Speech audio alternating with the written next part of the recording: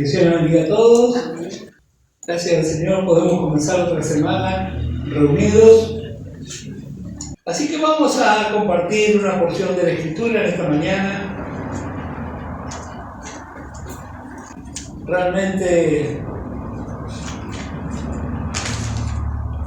somos muy bendecidos en este tiempo porque somos enriquecidos.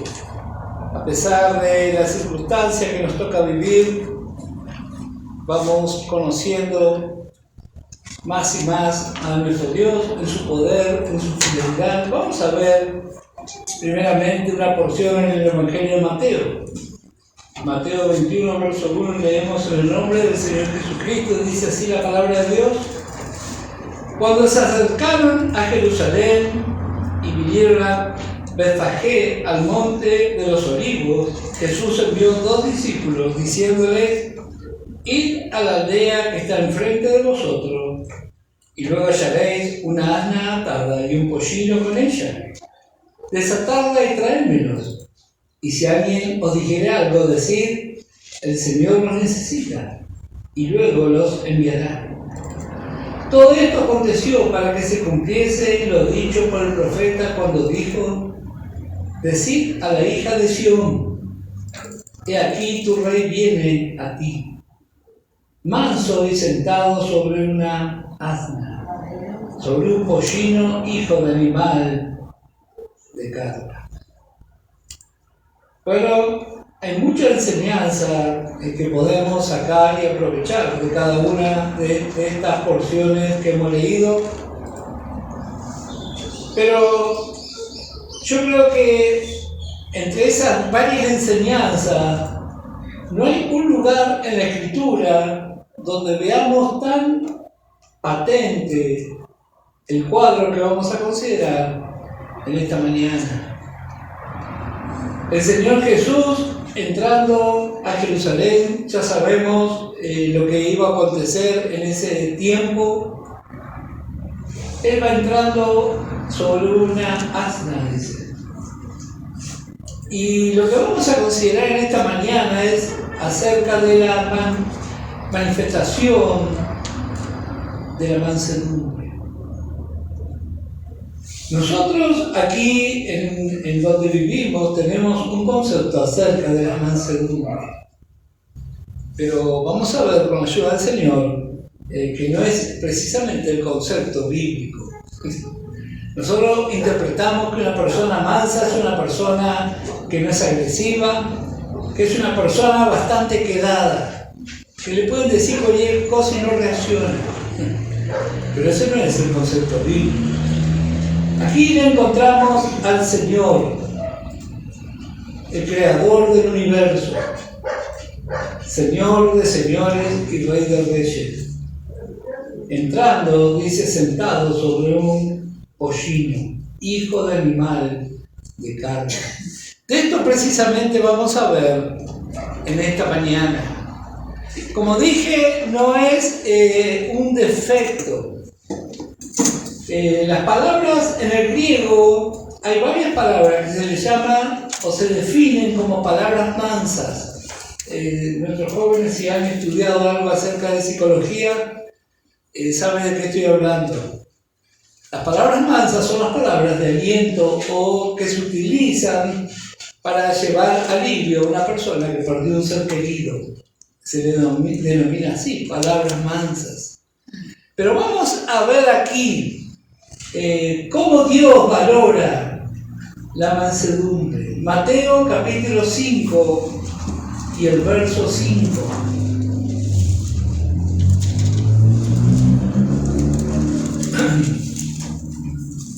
Está en la lista de las bienaventuranzas. Dice Mateo 5, verso 5, bienaventurados los mansos, porque ellos recibirán la tierra por heredad. Así que la mansedumbre hace que uno sea alguien que va a recibir una herencia. Dios lo tiene en alta estima. En la Escritura hay varias porciones que nos hablan, nos muestran la mansedumbre. Yo simplemente voy a hacer mención de los textos para que, si usted está interesado, pero puede leer. Un claro ejemplo de mansedumbre fue Abraham. Él llegó un momento que se tuvo que separar de su sobrino Lot. Y eso encontramos en Génesis capítulo 13, versos 7 al 9.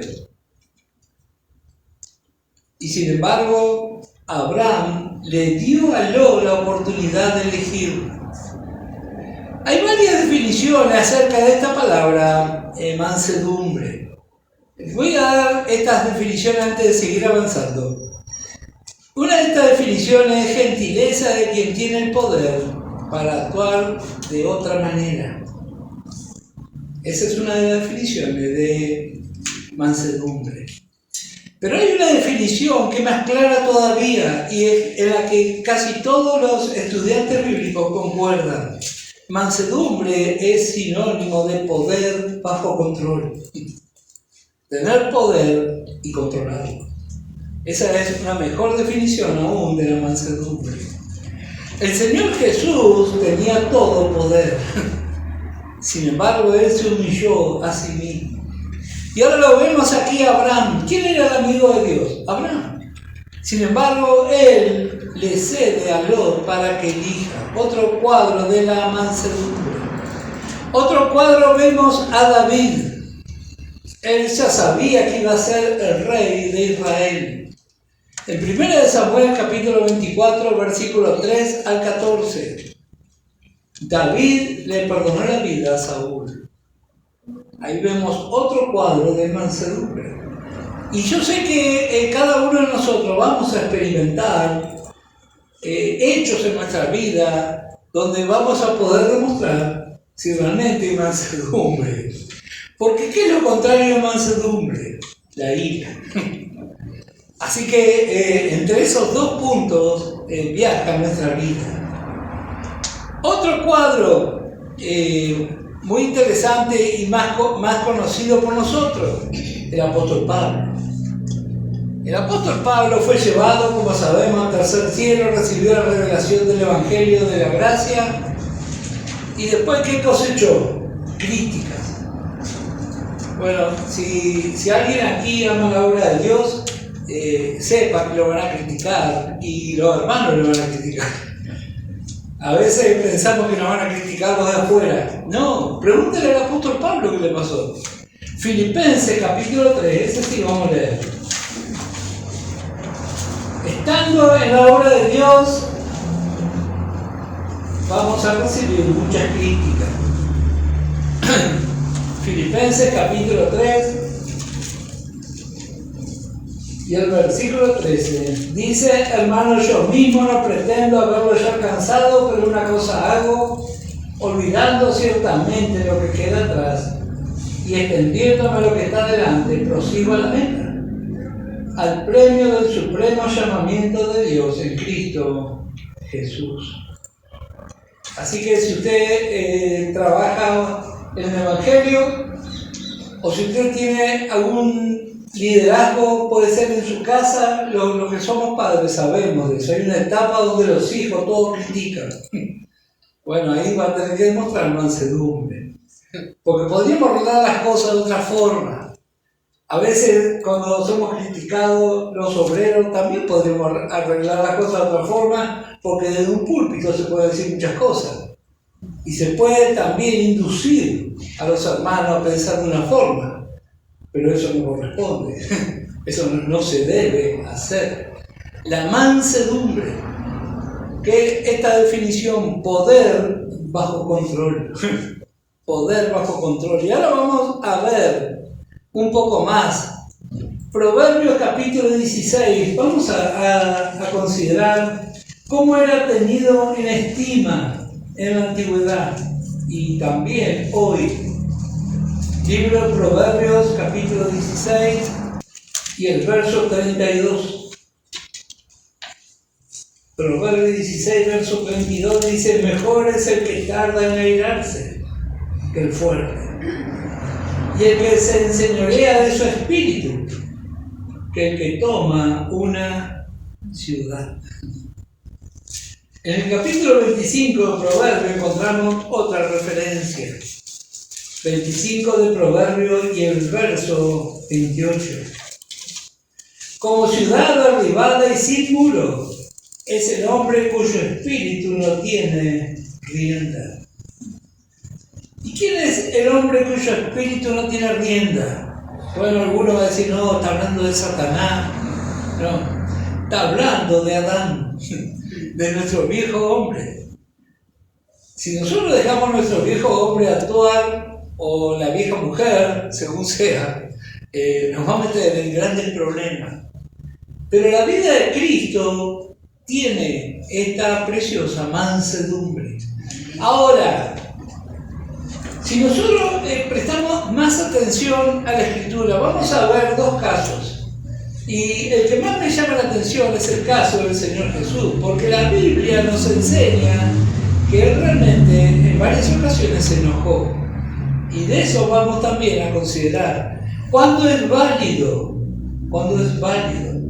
que dejemos la mansedumbre. Que nosotros dejamos la mansedumbre por cualquier cosa. Bueno, ahora vamos a ver por qué lo hizo el Señor.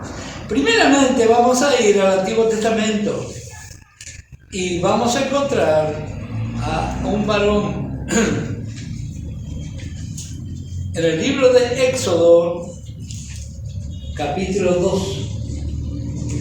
Usted ya sabe a quién vamos a ver. A Moisés.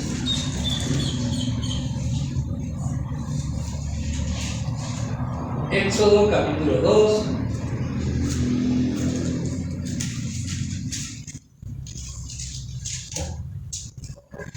Y el versículo 11. En aquellos días sucedió que crecido ya Moisés salió a sus hermanos y los vio en sus duras tareas y observó un egipcio que golpeaba a uno de los hebreos, sus hermanos. Entonces miró a todas partes y viendo que no aparecía nadie, mató al egipcio y lo escondió en la arena. Al día siguiente salió y vio a 2 hebreos que reñían. Entonces dijo al que maltrataba al otro, ¿por qué golpeas a tu prójimo? Y él respondió, ¿quién te ha puesto a ti por príncipe y juez sobre nosotros? ¿Piensas matarme como mataste al egipcio? Entonces Moisés tuvo miedo y dijo, ciertamente esto ha sido descubierto. Bueno, si usted continúa leyendo, va a encontrar que él tuvo que escapar. Él tenía en su juventud esta actitud. Se dejaba llevar por la ira. En el capítulo 32, verso 15, vemos lo que aconteció cuando él bajó del monte Sinaí. ¿Se acuerda? Rompió las tablas de la ley. Y luego de eso se encargó de que todos los que habían participado fueran muertos. Ese era Moisés. Pero en el libro de Éxodo, capítulo 32 y el verso 32, vamos a leer Éxodo 32 y el verso 32, vemos otra faceta de Moisés. Podemos leer el verso 31 también. Dice, entonces volvió Moisés a Jehová y dijo, te ruego, pues este pueblo ha cometido un gran pecado porque se hicieron dioses de oro. Que perdones ahora su pecado, y si no, ráeme ahora de tu libro que has escrito. Así que por un lado le vemos a él airearse, enojarse, ponerse furioso, pero también está dispuesto a ser borrado del libro de Dios por amor al pueblo. Aquí vemos un contraste, y así también vamos a ver distintas manifestaciones en la vida de Jesús y también vamos a poder apreciar en nuestra propia vida. Así que vemos aquí este cuadro. En el libro de Efesios capítulo 4 vamos a ver qué nos dice el apóstol Pablo. Efesios capítulo 4 y el versículo 26. Dice, airaos, pero no pequéis. No se ponga el sol sobre vuestro enojo ni dé lugar al diablo. ¿Cómo interpretamos esto? Bueno, para eso vamos a considerar el ejemplo del Señor Jesús. Mateo capítulo 11, creo que todos conocemos de memoria, aún nuestros niños. Mateo capítulo 11 y el verso 29. ¿Cómo se presentó el mismo Señor? Mateo 11 y el verso 29.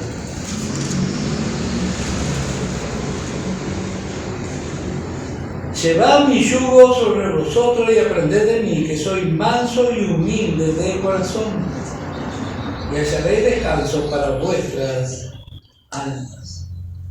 Debemos aprender de Él, de su mansedumbre. Como dije, hay muchas cosas que nosotros podemos hacer humanamente, pero si realmente hemos crecido, si la vida de Cristo se manifiesta, también se va a manifestar la mansedumbre. La Escritura, hablando de Moisés, dice que él era el hombre más manso que existió en su tiempo. Ahora, si el concepto de la mansedumbre fuera el que tenemos nosotros, hay algo que no funcionaría. Porque ¿cómo hacía para estar al frente de 2 millones de personas incrédulos, rebeldes, si él fuera una persona con poco ánimo, con poca fuerza? Cuando estudiamos la vida de Moisés, vimos que él fue preparado militarmente. Él era un oficial del ejército egipcio en su juventud. Así que él estaba preparado para el mando. Pero la Biblia dice que él fue el más manso de todos. Él supo controlarse. Y qué bueno si cada uno de nosotros también aprendemos. En nuestro hogar, en nuestro trabajo, en la vida de iglesia. La mansedumbre. Ahora le vemos aquí al Señor Jesús. Recién leímos y le encontramos sentado sobre un animal de carga, y eso habla de su humillación. De su humillación. Pero el Señor Jesucristo, la Biblia nos muestra varios pasajes donde hubo cosas que le indignaron. Y vamos a ver un poco en esta mañana Marcos capítulo 3. ¿Qué cosas le indignaron al Señor? ¿Y qué cosas me indignan a mí? A veces me indignamos por tonterías o por cosas que no tienen sentido. Pero si al Señor le indignó, entonces algo tenemos que aprender aquí. Marcos capítulo 3, verso 1.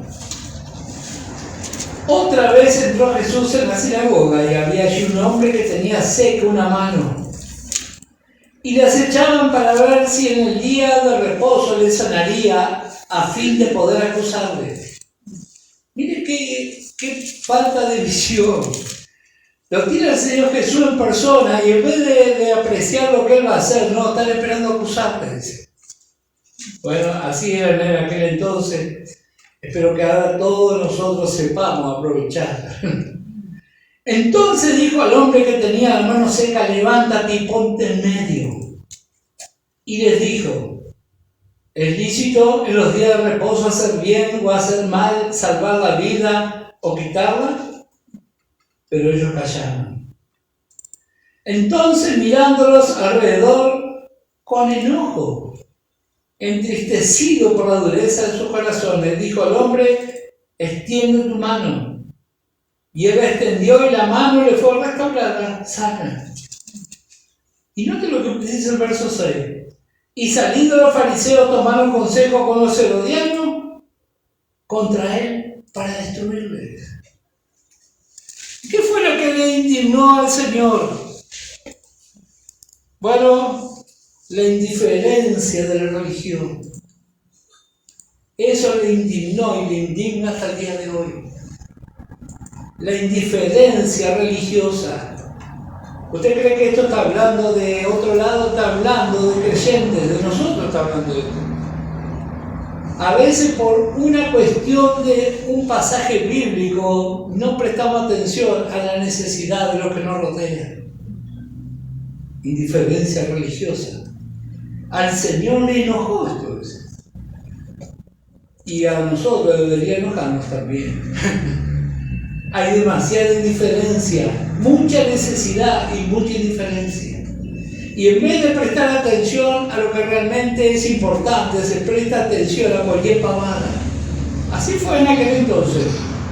En vez de decir gloria a Dios que hubo un milagro, no dice tomar un consejo, dice para destruir. ¿Usted cree que estamos lejos de esto? No estamos lejos de esto. Hay tanta necesidad. Yo siempre digo que va a pasar el día que entre un gay por esa puerta. ¿Cuál va a ser nuestra actitud? ¿Será que vamos a ver la necesidad del ser humano? ¿Qué es lo que vamos a ver? Bueno, al Señor le enojó, dice. Y hasta el día de hoy vemos igual. Mateo capítulo 21. Otro cuadro. Otra cosa que también le indignó al Señor. Y yo mientras preparaba esta meditación esta mañana, me venía a la mente, ¿será que yo también me indigno? O para mí es algo anecdótico. Mateo, capítulo 21, y el verso 12 dice: y entró Jesús en el templo de Dios, y echó fuera a todos los que vendían y compraban en el templo, y volcó las mesas de los cambistas y las sillas de los que vendían palomas. Y les dijo: escrito está, mi casa, casa de oración será llamada, mas vosotros la habéis hecho cueva de ladrones.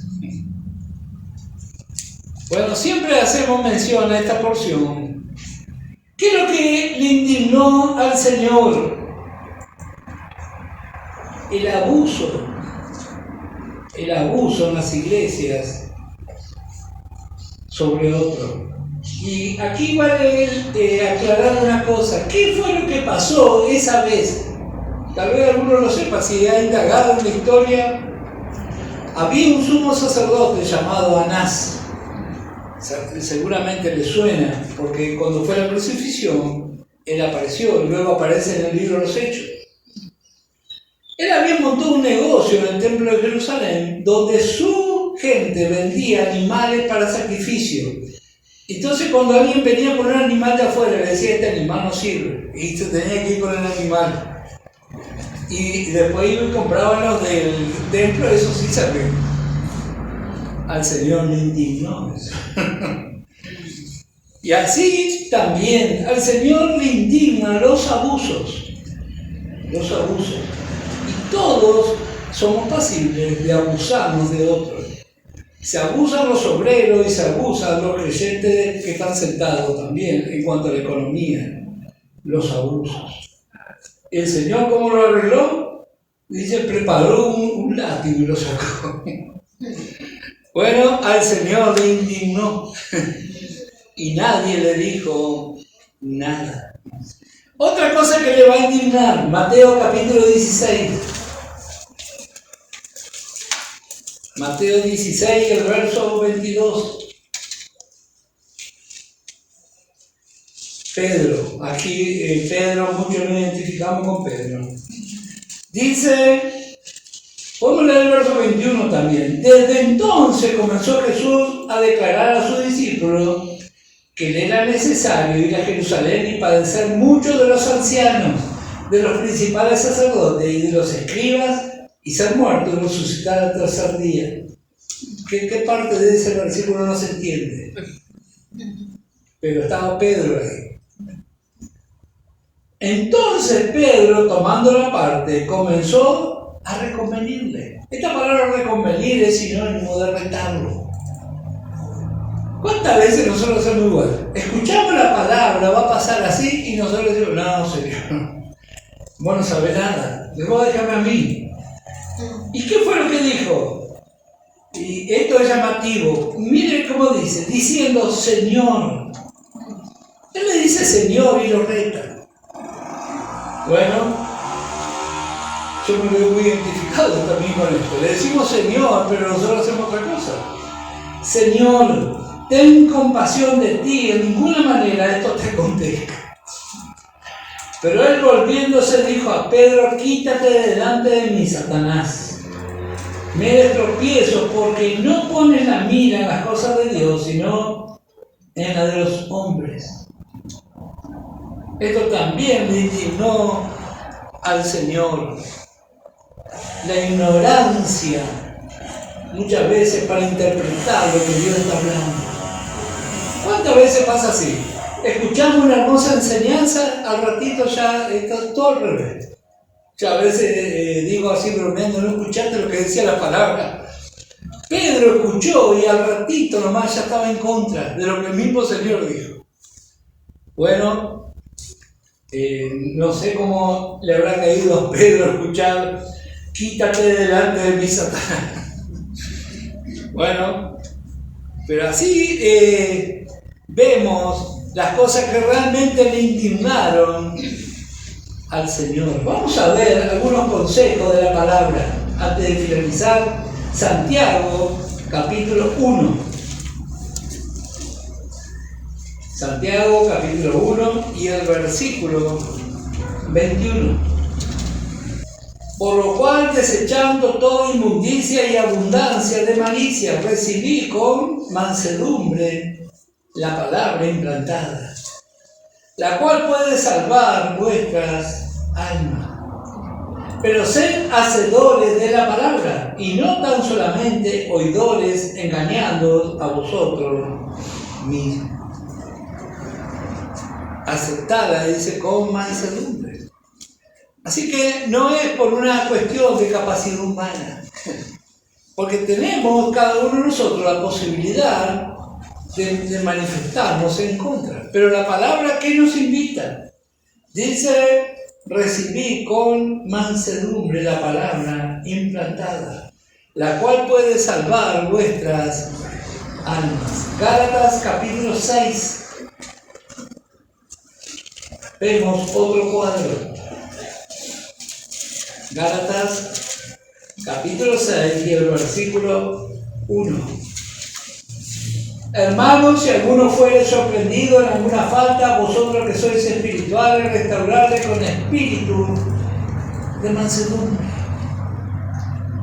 considerándote a ti mismo, no sea que tú también seas tentado. ¿Por qué dice así? Con un espíritu de mansedumbre. Cuando descubrimos a alguien en una falta, es más o menos como si un arquero está frente a Messi. Algo así. Es el momento de más debilidad de los hermanos. ¿Y qué es lo que vamos a hacer? Un hermano sin enseñanza puede hacer un desastre. Pero dice: si descubriste alguno en falta, restaurar con espíritu de mansedumbre. No te pases de la línea, dice. Bueno, así también somos enseñados. Restaurar con espíritu de mansedumbre, considerándote a ti mismo, no sea que tú también seas tentado. Segunda Timoteo, capítulo 2. Segunda Timoteo, capítulo 2 y el verso 24. ¿Cómo debemos contrarrestar el error? Porque el siervo del Señor no debe ser contencioso, sino amable para con todos, apto para enseñar, sufrido, que con mansedumbre corrija a los que se oponen. Por si quizás Dios le conceda que se arrepientan para conocer la verdad y escapen del lazo del diablo, en que están cautivos a voluntad de Él. Bueno, aquí encontramos otro consejo de la palabra: que con mansedumbre corrija a los que se oponen. Y eso podemos aplicar a todos los que se oponen. Los que somos padres, tenemos hijos que en una etapa se oponen. Y a veces, como tenemos familiaridad, se nos sale el Rottweiler y se acabó la mansedumbre. Bueno, pero esa no es la forma. Dice que con mansedumbre corrija a los que se oponen. Por si quizás Dios les conceda que se arrepientan para conocer la verdad. Ese es otro precioso cuadro. Hay varias porciones más que podríamos considerar. Por ejemplo, 1 de Pedro, para los que toman nota, capítulo 3, verso 15, en cuanto a la evangelización, también habla de hacerlo con mansedumbre. 1 de Pedro, capítulo 3, verso 15. En 1 de Corintios, vamos a leer, 1 de Corintios, capítulo 4, y el versículo 13. Pablo demostró en su vida la mansedumbre. Dice este versículo: nos difaman y rogamos. Mire si Pablo decía, ustedes corintios no saben abrir una Biblia, pero Pablo no fue así. Nos difaman y rogamos. Hemos venido a ser hasta ahora como la escoria del mundo, el desecho de todo. Así fue la actitud de Pablo. Y en 2 Timoteo, capítulo 2, ahí vemos otro consejo a los obreros, pero también es un consejo para todos. 2 Timoteo, esa es la porción que ya habíamos leído, el verso 24. Porque el siervo de Dios no debe ser contencioso, sino amable para con todos. Qué lindo cuando la vida de Cristo se manifiesta en nosotros. Pero por naturaleza no somos mansos, ¿no? Y a veces está ese falso concepto. No tenemos carácter y pensamos que eso es mansedumbre. No, eso no es mansedumbre, eso es otra cosa. La mansedumbre encontramos aquí en estos ejemplos que hemos visto. Moisés y el Señor Jesús, el apóstol Pablo, David, perdonándole la vida a Saúl. ¿Qué hubiésemos hecho nosotros? Bueno, yo ya sé lo que hubiésemos hecho. Pero David no fue así. Y va a ver que el Señor va a permitir en nuestra vida momentos donde también vamos a poder decir muchas cosas y por causa del Señor no vamos a decir nada. La mansedumbre. ¿Cómo Dios valora? 1 de Reyes, capítulo 12. Y con este sí vamos a finalizar. 1 de Reyes, capítulo 12. Está la muerte de Salomón. ¿Cómo era el reino cuando estuvo David? ¿Y cómo actuó David? David trató con amabilidad a todos los de la casa de Saúl, porque él quería tener la posibilidad de gobernar una nación unida. Y esto es otra cosa importante para nosotros. Si queremos unidad en nuestra familia, queremos unidad en una congregación, tenemos que aprender a tratarnos. Así fue David. Y así también fue Salomón. Pero había un joven llamado Roboam, capítulo 12 de 1 Reyes, que un día tuvo que empezar a reinar. Dice, Roboam fue a Siquem porque todo Israel había venido a Siquem para hacerle rey. Y aconteció que cuando lo oyó Jeroboam, hijo de Nabat, que aún estaba en Egipto, donde había huido delante del rey Salomón y habitaba en Egipto, enviaron a llamarle. Vino pues Jeroboam y toda la congregación de Israel y hablaron a Roboam diciendo: tu padre agravó nuestro yugo, mas ahora disminuye tú algo de la dura servidumbre de tu padre y del yugo pesado que puso sobre nosotros, y te serviremos.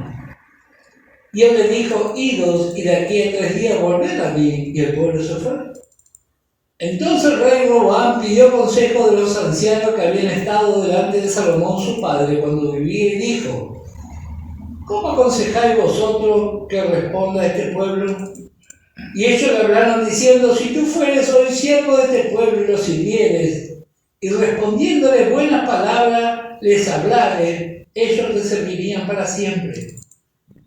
Pero él dejó el consejo de los ancianos que los ancianos le habían dado y pidió consejo de los jóvenes que se habían creado con él y estaban delante de él. Y le dijo: ¿cómo aconsejáis vosotros que respondamos a este pueblo que me ha hablado diciendo, disminuye algo del yugo que tu padre puso sobre nosotros? Entonces los jóvenes que se habían criado con él le respondieron diciendo, así hablarás a este pueblo que te ha dicho estas palabras. Tu padre agravó nuestro yugo, mas tú disminúyenos algo. Así le hablarás. El menor dedo de los míos es más grueso que los lomos de mi padre. Ahora pues, mi padre os cargó de pesado yugo, mas yo añadiré a vuestro yugo. Mi padre os castigó con azote, mas yo os castigaré con escorpiones. Al tercer día vino Jeroboam, con todo el pueblo a Roboam, según el rey lo había mandado, diciendo, volved a mí al tercer día. Y el rey respondió al pueblo duramente, dejando el consejo que los ancianos le habían dado. Y les habló conforme al consejo de los jóvenes, diciendo, mi padre agravó vuestro yugo, pero yo añadiré a vuestro yugo. Mi padre os castigó con azote, mas yo os castigaré con escorpiones. Y no oyó el rey al pueblo, porque era designio de Jehová para confirmar la palabra que Jehová había hablado por medio de Ahías Silonita a Jeroboam, hijo de Nabat. Cuando todo el pueblo vio que el rey no les había oído, le respondió estas palabras diciendo, ¿qué parte tenemos nosotros con David? No tenemos heredad en el hijo de Isaí. Israel, a tus tiendas. Provee ahora en tu casa, David. Entonces Israel fue a sus tiendas. Pero reinó Roboam sobre los hijos de Israel que moraban en las ciudades de Judá. Y el rey Roboam envió a Adoram, que estaba sobre los tributos, pero lo apedreó todo Israel y murió. Entonces el rey Roboam se apresuró a subirse en un carro y huir a Jerusalén. Así se apartó Israel de la casa de David hasta ahora. La falta de mansedumbre. Él tenía todo para tomar su decisión. Sí, pero no fue manso para nada, al contrario. Él trajo su ruina. Y cuando nosotros cometemos estos errores, todos los que nos rodean van a sufrir las consecuencias. Porque a veces decimos, bueno, solo yo tomo la decisión. Sí, pero después va a sufrir la familia, la congregación. Falta de sabiduría. Volvemos a considerar estas preciosas porciones. Como recién comenzamos, y vamos a leer ya para finalizar, Proverbios capítulo 16 y el verso 32. Cuando en el libro de Gálatas encontramos los frutos del Espíritu, en esos frutos está la mansedumbre. La mansedumbre. Si nosotros pensamos por qué nos indignamos y por qué cosas no nos indignamos, que deberíamos indignarnos. Bueno, pero gracias a Dios que todos estamos aprendiendo. Todos realmente estamos aprendiendo. Así que con este versículo vamos a finalizar. Versículo 32. Mejor es el que tarda en airarse que el fuerte, y el que se enseñorea de su espíritu, que el que toma una ciudad. La importancia de la mansedumbre en nuestra vida. Tal vez en un trabajo, en donde estudiamos, donde sea. La mansedumbre no es sinónimo de debilidad. No se vaya a confundir. Porque el Señor en ningún momento demostró su debilidad. Al contrario, cuando Él tuvo que airarse, se puso firme y la Biblia dice se enojó. Se enojó. Y así también cada uno de nosotros estamos aprendiendo. Hay cosas que somos muy indiferentes. Por ejemplo, ¿qué le pasa a este mundo? Indiferente. ¿Y qué le pasa a los hermanos? Más indiferentes todavía. A veces me llama la atención. Cosas que pasan y no hay interés. Eso es realmente preocupante para corredores en este tiempo. La indiferencia. Pero gracias al Señor que todos aprendemos. Así que le invito a ponerse de pie, vamos a orar. Que el Señor realmente nos dé de esta mansedumbre. Que realmente sepamos cómo manejar ese poder que está en nosotros y que el Espíritu Santo nos guíe. Así que vamos a orar. Padre,